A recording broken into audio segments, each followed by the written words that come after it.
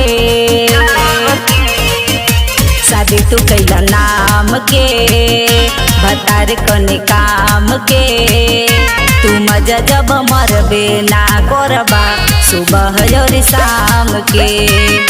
तू मजा जब मरबे ना करबा सुबह और शाम के। तू मजा जब मरबे ना करबा